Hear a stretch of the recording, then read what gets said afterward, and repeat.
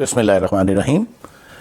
ناظرین، آپ دیکھ رہے ہیں میرا یوٹیوب چینل ہم لوگ، اور اس میں ہم آپ کو پاکستان کی سیاسی اور تہذیبی تاریخ کے حوالے سے کچھ معلومات فراہم کر رہے ہیں. کارگل وار جو تھی اس نے ابتدا میں تو پاکستانیوں میں خوشی کی لہر دوڑا دی کہ مجاہدین نے پہاڑی چوٹیوں پہ قبضہ کر لیا ہے، اور جو سیاچین گلیشیئر کو ایک سڑک جاتی تھی وہ انہی پہاڑی چوٹیوں کے نیچے سے گزرتی تھی، اور کہا گیا کہ جی ہم اب اس سڑک کو انڈین آرمی کی نقل و حرکت کے لیے بند کر دیں گے. بھارت کے لیے یہ بہت سیٹ بیک تھا. ایک تو ظاہر ہے وہ اپنے آپ کو علاقے کی سب سے بڑی ملٹری طاقت سمجھتا تھا، اور اس کا خیال تھا کہ اس کے خلاف اگریشن نہیں ہوگی. دوسرا، واجپئی جو اقدامات کر رہے تھے نواز شریف کے ساتھ مل کے اس خطے میں امن لانے کے لیے، تعلقات کو معمول پہ لانے کے لیے، اس کو شدید دھچکا لگا. بھارت نے اس کے جواب میں پوری طاقت سے اٹیک کیا، پوری فوجی قوت اس نے استعمال کی، اور کارگل کی لڑائی بہت خوفناک ہو گئی. ایسے میں کہا جاتا ہے کہ پاکستانی فوج یہ تجزیہ کرنے میں ناکام رہی تھی کہ اگر کارگل کی پہاڑیوں پہ قبضہ کیا جاتا ہے تو بھارت کیا رد عمل دے گا. اور یہ عجیب بات ہے کہ ہماری ملٹری اسٹیبلشمنٹ اس طرح کی باتوں میں اکثر غلط اندازے لگاتی ہے. 65 میں بھی یہی سوچا گیا تھا. 65 میں جو وار ہوئی، ستمبر میں جو شروع ہوئی، اس سے پہلے جو مقبوضہ کشمیر میں مداخلت تھی، اس کے بعد یہ سوچا گیا تھا کہ بھارت کبھی بارڈر کراس نہیں کرے گا. جو لڑائی ہے وہ صرف لائن آف کنٹرول پہ رہے گی. جیسے اس بار یہ سوچا گیا تھا کہ جی کارگل پہ اگر ہم قبضہ کر لیں گے تو بھارت اس کو ٹھنڈے پیٹوں قبول کر لے گا. اب اس بات کی سمجھ نہیں آتی کہ کیوں ہمارے اسٹریٹجی بنانے والے اس بات کو نظر انداز کر دیتے ہیں کہ اگلے کا جواب کتنا ہوگا اور کس حد تک وہ جائے گا اور کیوں نہیں جائے گا. اس سوال کا شاید ہمارے اسٹریٹجی بنانے والے اپنے سامنے نہیں رکھتے. پاکستان کو بل کلنٹن کو ڈال کر وڈراول کرنا پڑا، اور یہ بڑا عجیب و غریب وڈراول تھا. سیز فائر نہیں ہوا تھا، پاکستان وڈرا کر رہا تھا. مجاہدین وڈرا کر رہے تھے یا پاکستانی فوج، اب اس میں کوئی شک نہیں رہا تھا. کرنل شیر خان اسی جنگ میں شہید ہوئے، اور کہا جاتا ہے کہ اتنے پاکستانی فوجی اور مجاہد کارگل پر قبضہ کرنے اور قبضہ برقرار رکھنے میں شہید نہیں ہوئے تھے جتنے وڈرا کرتے ہوئے. کیوں؟ کہ بھارت نے سیز فائر کرنے سے انکار کر دیا تھا کہ جب تک کارگل کی تمام چوکیاں خالی نہیں ہوں گی ہم سیز فائر نہیں کریں گے. یہ ایک بہت ہی دل دکھا دینے والی صورتحال تھی. ایسے میں بظاہر ملٹری اسٹیبلشمنٹ بیک فٹ پہ تھی، اور نواز شریف یہ چاہتے تھے کہ وہ پرویز مشرف کو تبدیل کر دیں.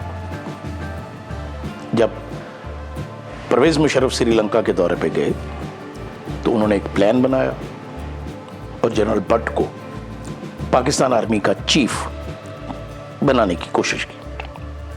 اس وقت پرویز مشرف جو ہے وہ واپسی کے راستے میں تھے.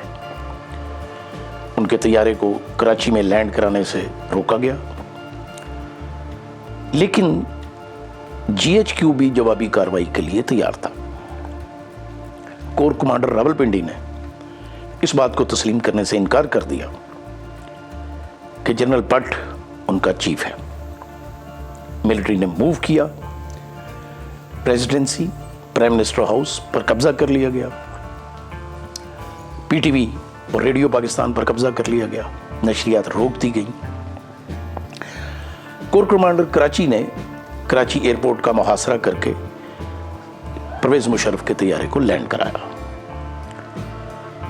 اور رات گئے پرویز مشرف نے ٹیلی ویژن پر آ کر اعلان کیا کہ ان کے خلاف سازش کی گئی تھی. یہ سازش کیا تھی؟ کہ ان کو ہٹا دیا جائے. سوال یہ ہے کہ کیا آئین کے مطابق پاکستان کا chief of army staff prime minister کے انڈر نہیں ہے؟ کیا وہ وزیر دفاع کے انڈر نہیں ہے؟ کیا وہ سیکرٹری دفاع کے انڈر نہیں ہے؟ آئین تو یہ کہتا ہے کہ فوج انتظامیہ کا حصہ ہے،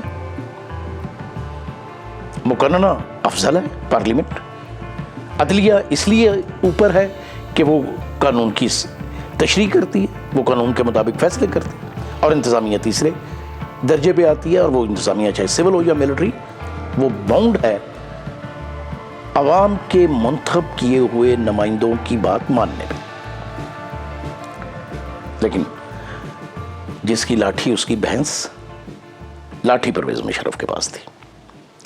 نواز شریف کو اور ان کی فیملی کو قید کر دیا گیا، فوری طور پر ملک میں مارشل لا لگایا گیا. لیکن ایک بڑی مزے کی ٹرم کوائن کی گئی. Pervez Musharraf chief martial administrator نہیں تھے، چیف ایگزیکٹو تھے. یہ دنیا کی تاریخ میں ایک نیا عہدہ کریٹ کیا گیا تھا. پریزیڈنٹ کو جو اس وقت افضل تارڑ تھے برقرار رکھا گیا، سینٹ کو توڑ دیا گیا، قومی اسمبلی توڑ دی گئی، صوبائی اسمبلیاں توڑ دی گئی. ملک میں چاروں صوبے جو تھے وہ کور کمانڈروں کے حوالے ہو گئے. اب یہ ایک ایسی صورتحال تھی جو اس بات کا تقاضا کرتی تھی کہ حالات کو بہتری کی طرف کیسے لایا جا سکتا ہے. پیپل پارٹی جو زیر عتاب تھی نواز شریف کے دور میں، اس نے وربلی تو اس کی مخالفت کی، لیکن عملی طور پر وہ خوش تھے کہ انہیں ریلیف ملا تھا. اب یہ پرویز مشرف صاحب چیف ایگزیکٹو کے طور پہ اس ملک میں مختلف اقدامات کرنے لگے، اور یہاں پھر ایک ایسا واقعہ ہوا جس نے پرویز مشرف کو لمبے عرصے تک ملک پر مسلط رہنے کا جواز فراہم کر دیا. وہ تھا 9/11.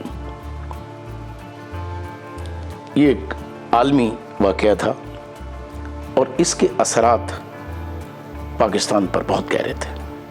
افغانستان میں طالبان کی حکومت تھی جس کے بارے میں خیال کیا جاتا تھا کہ وہ پاکستان بیکڈ ہے، اور یہ خیال درست بھی تھا. اور امریکہ نے اس ساری بات کے تانے بانے اس طرح بنے کہ یہ سارے کچھ افغانستان میں بیٹھے اسامہ بن لادن اور اس کے گروہ نے کیا ہے.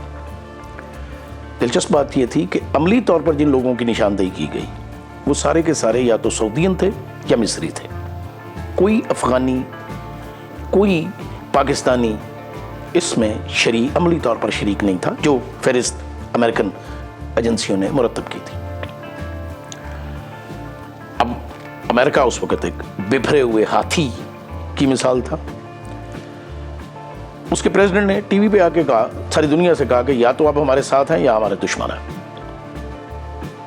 اب اس بات میں کوئی شک نہیں کہ اس وقت کوئی بھی ملک امریکہ کی دشمنی افورڈ نہیں کرتا تھا. آگے دیکھیے بات اقوام متحدہ میں گئی اور اقوام متحدہ نے افغانستان پر لشکر کشی کو جائز قرار دیا. اب یہاں ایک بڑی عجیب و غریب صورتحال پیدا ہوئی کہ گزشتہ 50 سالوں سے ہم جو نیریٹو بلڈ کر رہے تھے قومی سطح کے اوپر کہ پاکستان اسلام کا قلعہ ہے، پاکستان اسلام کی عظمت کے لیے بنا ہے، ہم ساری دنیا میں مسلمانوں کے مفادات کا تحفظ کریں گے. افغانستان میں کہا گیا کہ یہ ہماری اسٹریٹجک ڈیپتھ ہے. یہ بھی سنا گیا کہ ہمارے ایک جنرل کہتے تھے کہ یہ جو طالبان ہیں یہ ہماری ایک کور ہے، لڑائی ہوگی تو یہ کور ہمارے کام آئے گی. لیکن حالات نے ہمیں وہاں کھڑا کر دیا کہ ہم نے ایک ٹیلی فون کال پر سرنڈر کر دیا اور اس کے بعد کیا ہوا، یہ ہے ہمارے اگلے وی لاگ کا موضوع۔